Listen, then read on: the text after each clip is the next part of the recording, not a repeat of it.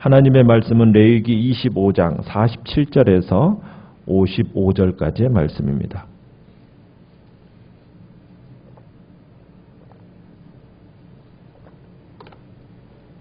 레위기 25장 47절에서 55절입니다. 만일 너와 함께 있는 거류민이나 동거인은 부유하게 되고 그와 함께 있는 내 형제는 가난하게 되므로 그가 너와 함께 있는 거류민이나 동거인 또는 거류민의 가족의 후손에게 팔리면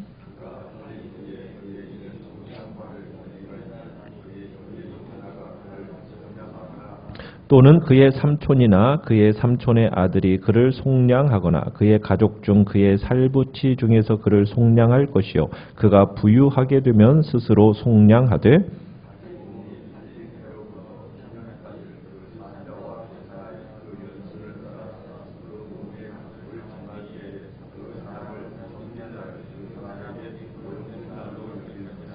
만일 남은 해가 많으면 그 연수대로 팔린 값에서 속량하는 값을 그 사람에게 도로 주고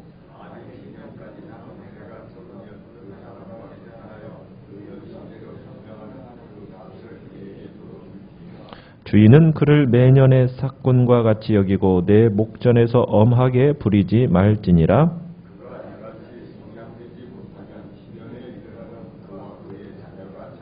같이 읽습니다.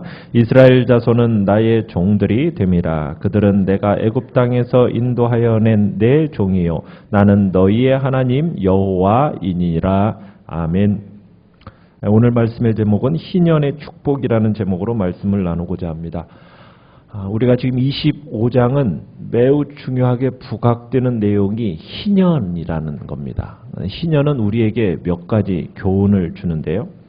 이 희년의 목적이 무엇이냐면 여러 가지 목적이 있습니다만 우리가 23절에서 보듯이 토지의 소유주가 하나님이라는 사실을 명확하게 하는 겁니다. 그러니까 우리가 아무리 많은 토지를 등기해 놓고 있어도 그것은 우리의 소유가 아니요. 모든 것이 하나님의 것이라는 거죠.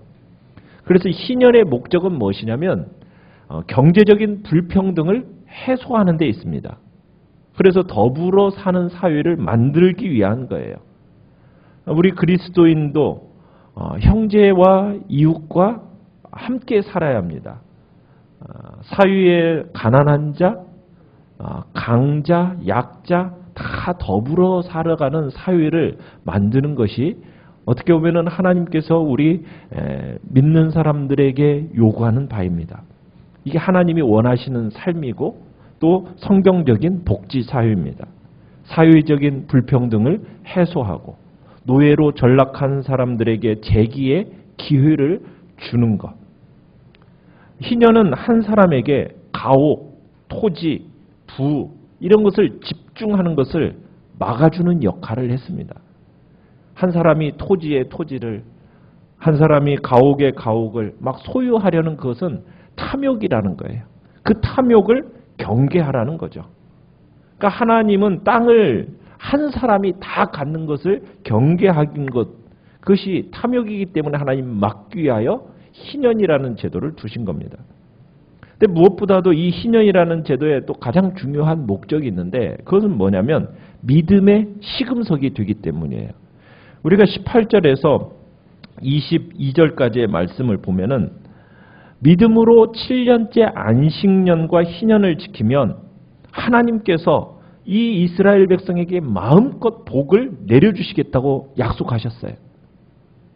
그런데 이스라엘 백성들, 자, 이 안식년을 제대로 지켰을까요? 지키지 않았습니다. 그럼 희년은 한 번이라도 지켰을까요? 한 번도 지키지 않았습니다.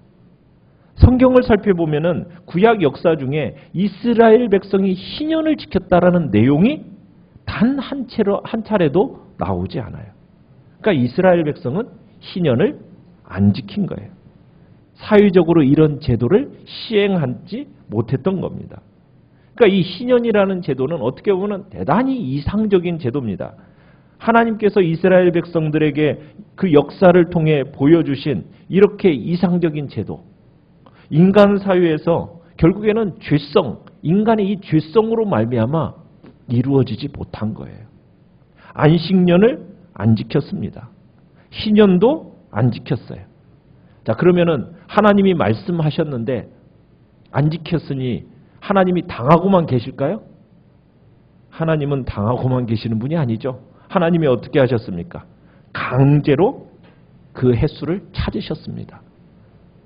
어떻게 찾으셨죠? 이스라엘 백성으로 하여금 바벨론 70년간 포로가 되게 하심으로 안식년을 지키지 않은 그 횟수 70년을 찾으셨습니다. 하나님이 빼앗으신 거예요. 그 내용을 우리 역대하로 한번 넘어가 보죠. 역대하 36장을 한번 찾아봅시다. 역대하 36장 21절. 역대하 36장. 구약성경 709페이지입니다. 구약성경 709페이지 역대하 36장 21절. 우리 같이 한번 읽어볼까요? 시작. 이에 토지가 황폐하여 땅이 안식년을 누림같이 안식하여 70년을 지냈으니 여호와께서 에레미야의 입으로 하신 말씀이 이루어졌더라.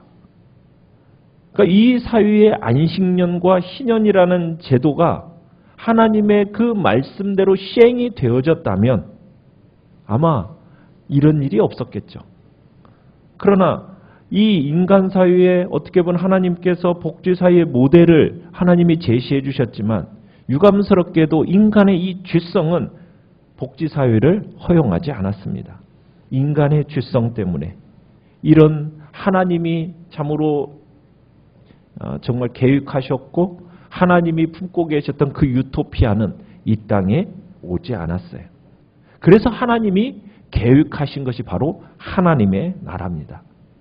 하나님의 나라. 그 나라가 예수 그리스도를 구주로 믿는 사람들이 들어가는 나라, 영원한 복지국가를 하나님은 계획해 놓으셨고 그 땅에는 죽지도 않고 굶지도 않고 노예된 자도 없고 병든 자도 없고 영원한 그 하나님의 나라를 하나님은 세우려는 계획 가운데 지금 그 나라를 이루어 가고 계시는 겁니다. 그 나라의 백성이 되는 조건은 다른 게 없어요. 어떻게 되면 하나님 나라의 백성이 되는 겁니까? 예수 그리스도를 믿으면 돼요. 구주로 믿고 그 하나님을 섬기면 되는 거예요. 그러면 영원한 하나님의 나라의 백성이 되어서 영원한 안식을 누리고 부활의 몸을 입고 영원토록 살게 되는 겁니다. 그것이 하나님이 약속하신 유토피아입니다. 그러니까 인간 자신은 유토피아를 이룰 수가 없어요. 원인은 하나예요. 뭐 때문입니까? 인간의 타락한 본성 때문에. 이 땅 가운데서 그런 유토피아를 이루고자 만들어진 이념이 있죠. 공산주의. 그게 그들은 그런 이념으로 이 땅에 그런 유토피아를 만들겠다고 했지만 만들어졌습니까? 안 만들어졌죠. 인간의 부패한 본성은 모든 것을 다 불가능하게 만듭니다. 오직 거룩하시고 선하신 한 분 하나님만이 이것을 가능하게 하시는 거예요.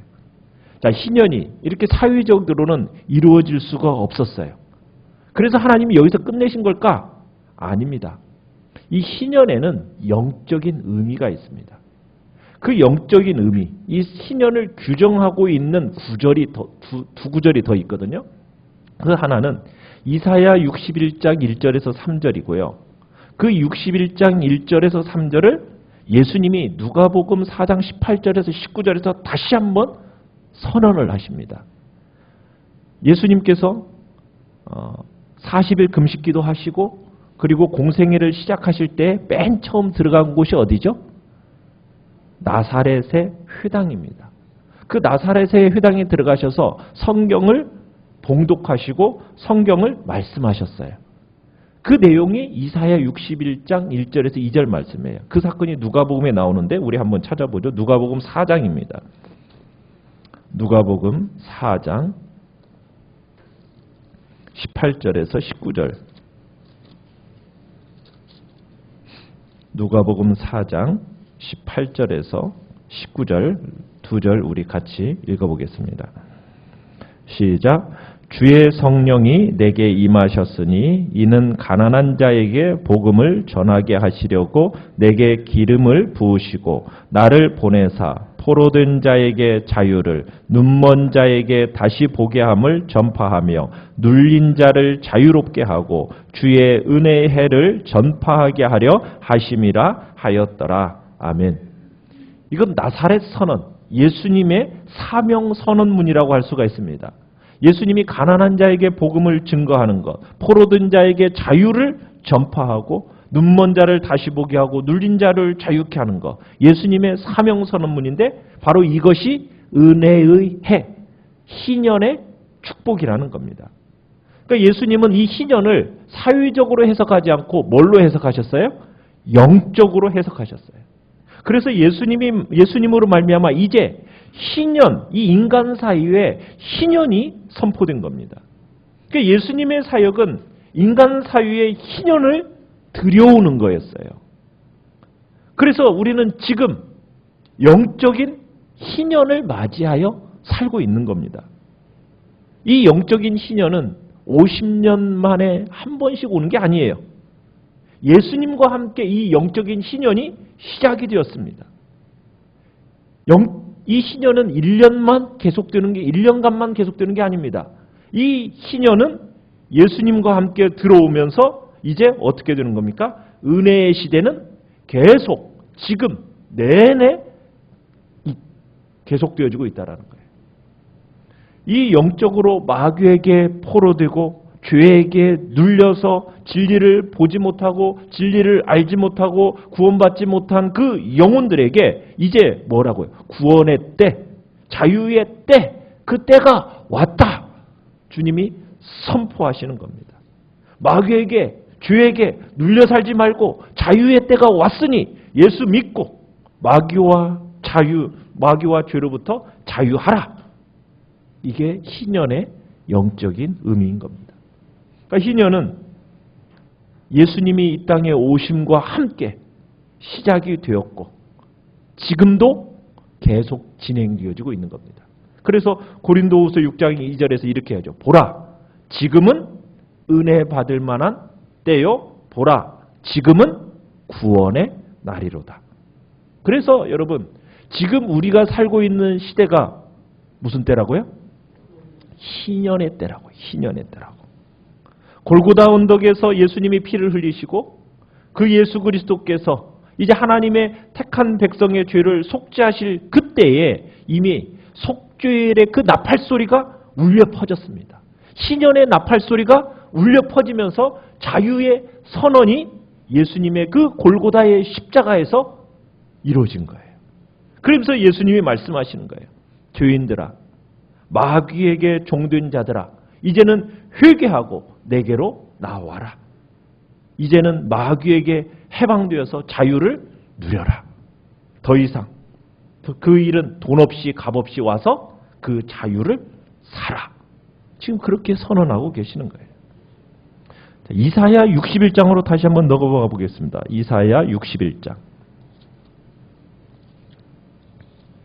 이사야 61장 1절 2절은 예수님이 아까 우리가 누가복음에서 봤던 내용을 선언하신 내용이라면 우리 3절을 더 읽어보겠습니다. 3절 61장 3절 시작. 무릇 시온에서 슬퍼하는 자에게 화관을 주어 그 죄를 대신하며 기쁨의 기름으로 그 슬픔을 대신하며 찬송의 옷으로 그 근심을 대신하시고 그들이 의의 나무 곧 여호와께서 심으신 그 영광을 나타낼 자라 일컬음을 받게 하려 하심이라. 아멘. 희년이 되면은 죄만 남은 이 인생이 화관을 쓰게 됩니다. 슬픔 대신에 희락의 기름이 부어지게 됩니다.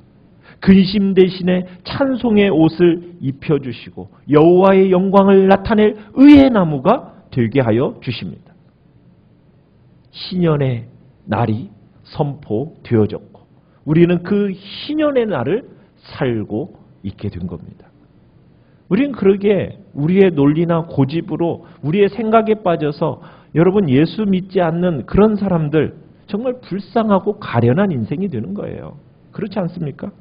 돈 많고 권력이 있다고 해서 불쌍하고 가련한, 그게 그렇다고 해서 불쌍하고 가련하지 않은 게 아니에요. 여러분, 희년을 체험하지 못하고 여전히 마귀의 죄의 종로로 타고 있는 인생이 그게 가련하고 불쌍한 인생인 거죠. 예수를 안 믿으면 그런 인생이 되는 거예요. 예수 그리스도를 믿는 우리는 바로 이 희년의 축복을 누리는 복을 받았음을 믿으시길 바라요. 우리는 더 이상 죄의 노예가 아니에요. 사단의 노예가 아니에요. 세상의 노예가 아닌 그 노예로부터 해방이 되어져서 이제는 더 이상 그 죄와 세상과 마귀에게 짓눌려, 억눌려 슬픔 가운데 살아갈 존재가 아닙니다. 그곳에서 우리는 해방되었습니다. 우리에게는 그 희년의 나팔소리와 함께 해방이 우리에게 주어졌고 그러기에 더 이상 근심할 것이 없다라는 거예요. 슬퍼하지 말라는 겁니다. 온전히 하나님께 맡겨서 찬송의 옷을 입고 희락의 기름을 부음 받으어지 이제 죄만 남은 인생에 그 화관을 주시는 하나님을 체험하며 살아가라. 주님은 우리로 하여금 이 희년의 때에 주신 그 놀라운 은총을 이제 누리며 살아갈 것을 말씀하고 계시는 겁니다. 우리는 여호와의 영광을 전파하는 의의 나무로 우리는 심겨졌습니다. 여러분, 우리 모두는 하나님의 의의 나무인 거죠. 세상 가운데서 그 의의 나무에 걸맞게 이제 우리에게 주신 그 기쁨과 감사와 감격으로 세상을 향하여 그 희년의 축복을 이제 세상 가운데서 내가 받은 그 축복을 전하며 살아가는 존재로 우리가 나타날 것을 주님은 지금 기대하고 계시는 겁니다. 하나님은 이 희년이 사위적인 희년이 이 땅 가운데선 이루어지지 않을 것을 주님은 아셨고 그 희년이 결국에는 영적인 희년이라는 것을 선언하고 계시는 겁니다. 내가 받은 이 영적인 희년의 그 참된 기쁨을 오늘도 세상 가운데 그 희년의 나팔소리를 함께 전하는 복된 자리에 있기를 간절히 축원합니다.